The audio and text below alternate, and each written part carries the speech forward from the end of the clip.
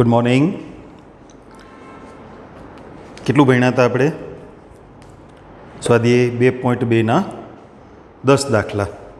બરાબર છે. આપણે 11મા દાખલાથી શરૂ કરીએ. કિંમત શોધો એવી સૂચના આપી છે 11 થી 15 સુધી. 11મો દાખલો, tan inverse 2 cos 2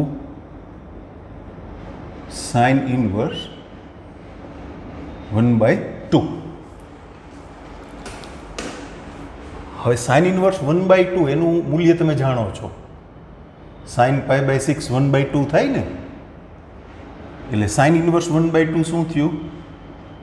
π/6. એટલે સાદુરૂપ આપતા આ થયું 2 cos π/3. 2 × π/6 એટલે π/3. અચ્છા, cos π/3 એટલે 1/2. તો છેલ્લે tan inverse 1 આવું વધ્યું, અને tan inverse 1 એટલે π/4. tan π/4 1 થાય ને, એટલે tan inverse 1 π/4. 12મો દાખલો જોઈએ. કોટ કાઉન્સમાં tan inverse A plus coat inverse A. પા માર્કનો દાખલો થયો. પા અડધોય નહીં હો. શું કામે? tan inverse A plus coat inverse A એટલે π/2, અને કોટ π/2 એટલે નથી ખબર, 0. કોષ્ટકનું મૂલ્ય છે ને. 13મો દાખલો, tan 1/2 પછી કાઉન્સમાં છે sin inverse 2x upon 1 + x² plus cos inverse 1 - y² upon 1 + y². અને શરતો આપી છે: માનાંક x <1, y > 0 અને x × y < 1. સૂત્રોની યાદી ચકાસો તમે. sin inverse of 2x upon 1 + x² એટલે 2 tan inverse x.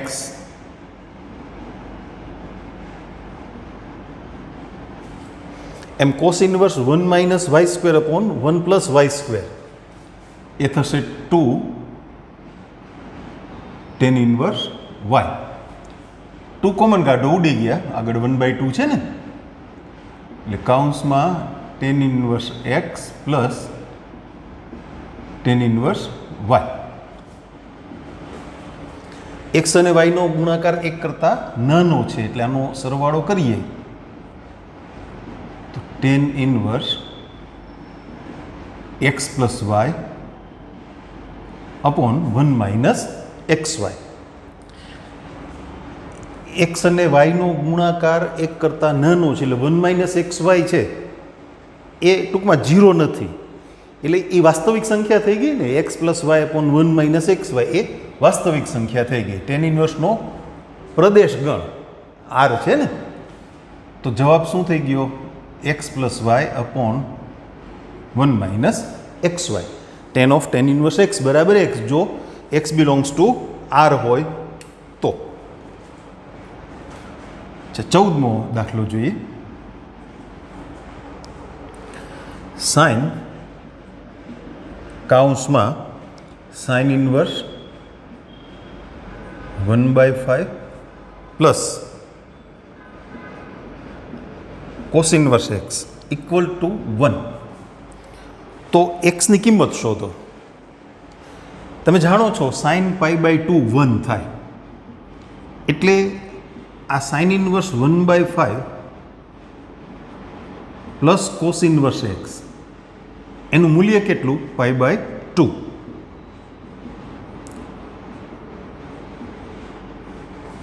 પ્રતિવિધિની વાત ચાલે છે ને, એટલે આપણે મર્યાદિત પ્રદેશમાં જ વિચારવાનું રહીએ.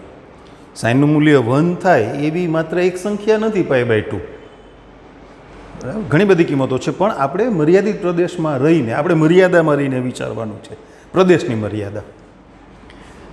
આપણે એક્સ ગોતવાનો છે, એટલે અચળ પદને સામે લઈ જઈએ તો કોસ ઇન્વર્સ એક્સ બરાબર π/2 માઇનસ સાઇન ઇન્વર્સ 1/5. તમે આવું કરી શકો. Sine inverse x plus cos inverse x બરાબર π/2 થાય છે, તો એક્સ બરાબર 1/5. એ શોર્ટકટ કહું હમણાં તમને પાછી લથવા કરીને. તો એક્સ બરાબર cos of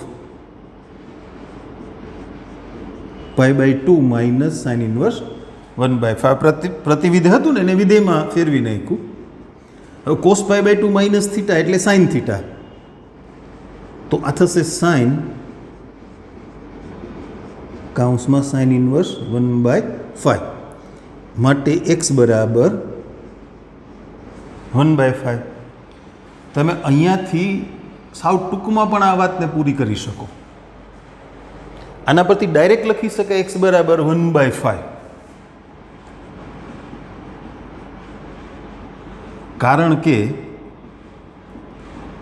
sine inverse x plus cos inverse x બરાબર π/2 આ સમાન સંખ્યાઓ હોય. સાઇન ઇન્વર્સ અને કોસ ઇન્વર્સની સંખ્યાઓ સમાન હોય ત્યારે સરવાળો કેટલો? π/2.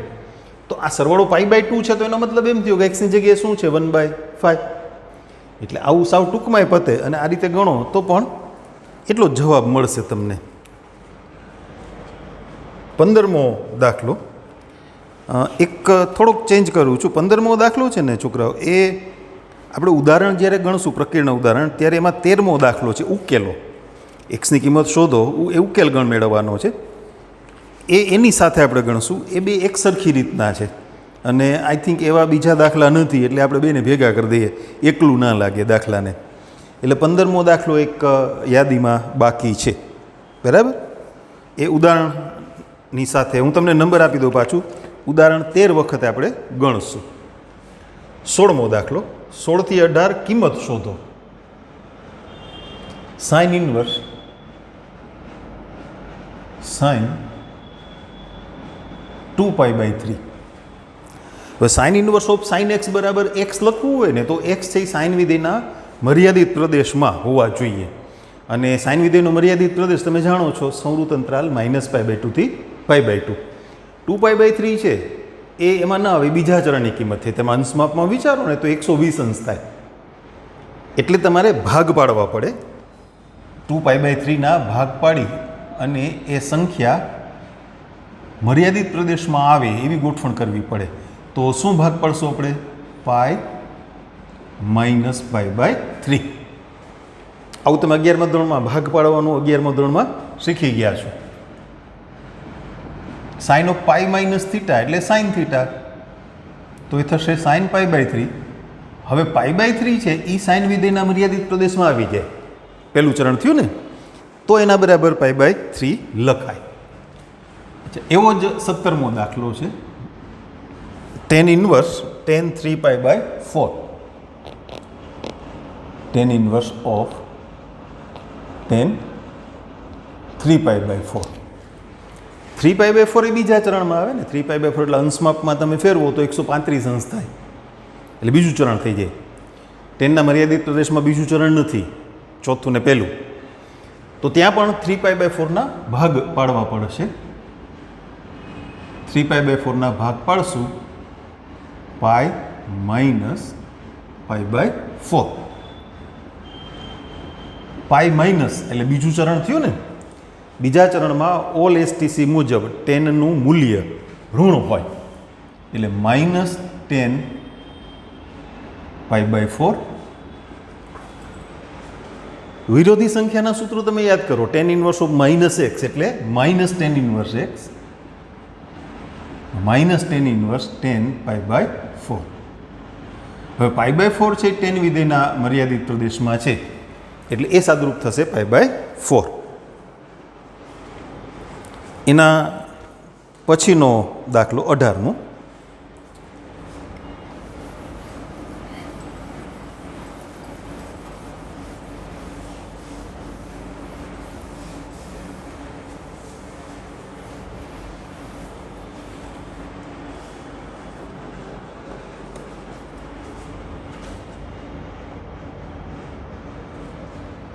tan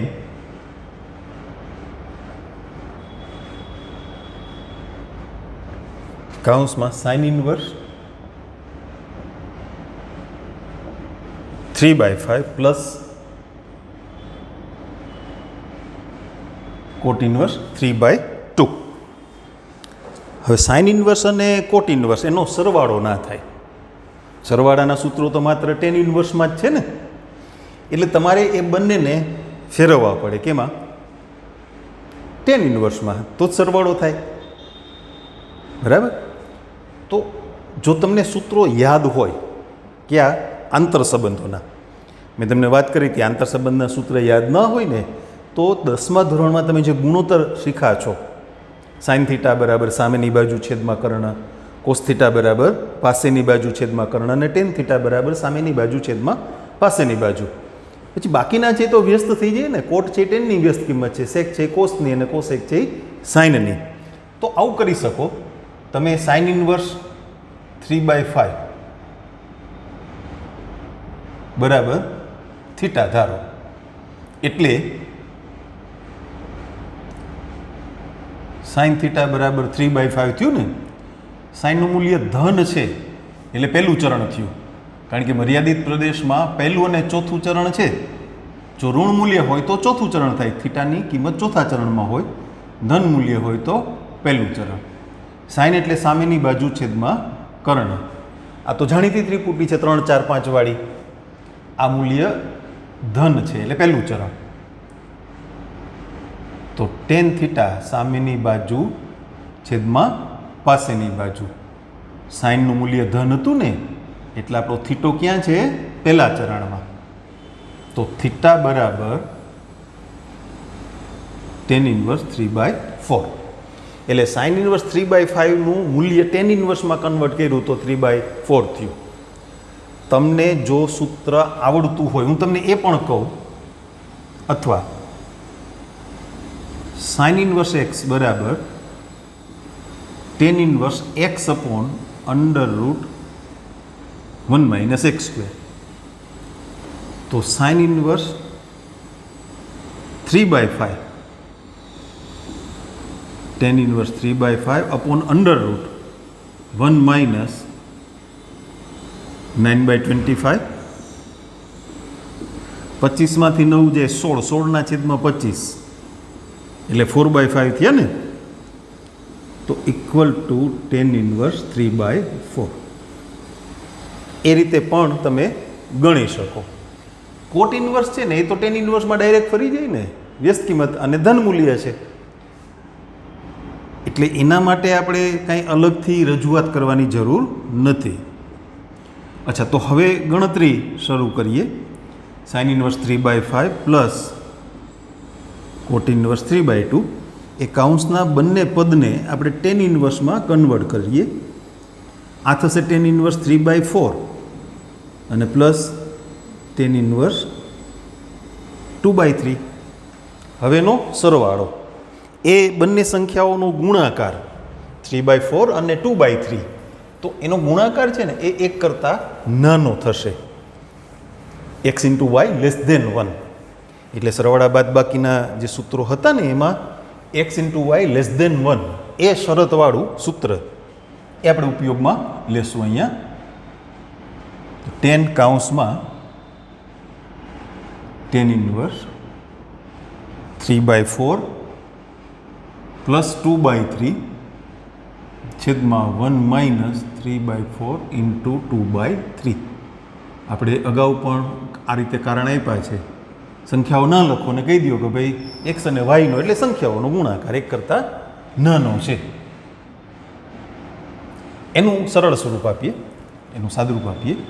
લસા છે ને 12 લેશું આપણે, એટલે લસા ઉડી જાય, ક્રોસ ગુણાકાર કરી નાખીએ ને અંશમાં, એટલે 9 + 8 3 તેરી 9 4 દુ 8 છેદમાં 4 તેરી 12 - 3 દુ 6, 10 of tan ઇન્વર્સ 9 ને 8 17, 12 માંથી 6 બાદ 6, 17/6. બરાબર. પ્રશ્ન 19 થી 21 વિધાન સાચું બને તે રીતે આપેલા વિકલ્પોમાંથી યોગ્ય વિકલ્પ પસંદ કરો. એમસીક્યુ વાળા પ્રશ્નો આવી ગયા. Cos inverse of cos 7π/6. 7π/6 એટલે તમે એને અંશમાપમાં ફેરવો. અંશમાપમાં ફેરવવાનું સાવ સહેલું છે. પાઈની જગ્યાએ 180 મૂકી દો એટલે 30 × 180, 30 હતા 210 અંશ થયા. 210 અંશ એટલે ત્રીજું ચરણ થઈ જાય. ત્રીજું ચરણ તો ક્યાંય આવે જ નહીં, તો એના ભાગ પાડવા પડે. બરાબર. શું ભાગ પડશે તમને ખ્યાલ આવે છે? 6π + π/6. હવે 6π/6 એટલે π + π/6. પાઈ પ્લસ એટલે કેટલામું ચરણ થયું? ત્રીજું. ત્રીજા ચરણમાં કોસનું મૂલ્ય ઋણ હોય એટલે -cos π/6. વિધેય નહીં બદલાય, પાઈનો ગુણાંક છે ને. કોસ ઇન્વર્સ ઓફ -x એટલે π - cos ઇન્વર્સ x. π/6 છે કોસ વિધેયના મર્યાદિત પ્રદેશમાં આવી ગયા. બરાબર ને? π/6 એટલે 30 અંશ. તો એનો આન્સર થયો 5π/6 એટલે બી. પછી જોઈ લઈએ એક સાથે બધા, ટેલી કરાવી દઉં તમને. બરાબર. પહેલાં ગણી નાખીએ બધા, પછી એક સાથે જોઈ લેશું આપણે.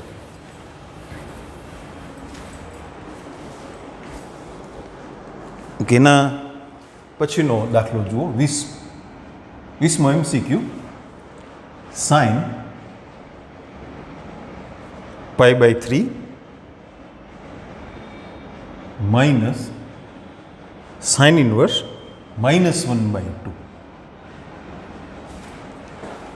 sin inverse of -x એટલે -sin inverse x થાય ને, π/3 એટલે માઇનસ માઇનસ પ્લસ થઈ જશે. sin inverse 1/2. sin inverse 1/2 તમે જાણો છો, આપણે હમણાં આજે ઉપયોગ કર્યો ને, π/6 થાય. π/6 અને π/3 નો સરવાળો કરો, કેટલો થયો? π/2. અને sin π/2 નું મૂલ્ય 1. એ છે વિકલ્પ ડીમાં, એટલે અહીંયા આન્સર થશે ડી.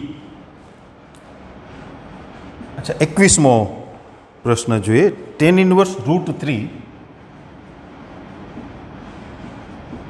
માઇનસ કોટ ઇન્વર્સ -√3. अच्छा, cot inverse of -x, pi minus cot inverse x, pi minus cot inverse √3. तो tan inverse √3 minus pi plus cot inverse √3. पण tan इनवर्स √3 અને કોટ ઇન્વર્સ √3, તો એનો સરવાળો કેટલો? π/2. tan ઇન્વર્સ x પ્લસ કોટ inverse x બરાબર π/2. તો એનો આન્સર થશે -π/2 અને એ છે વિકલ્પ બીમાં. બરાબર. 2.2 જોઈ લઈએ આપણે.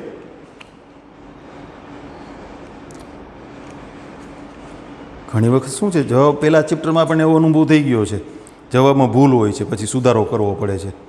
બી, ડી અને બી. બરાબર. થઈ ગયું, રેડી.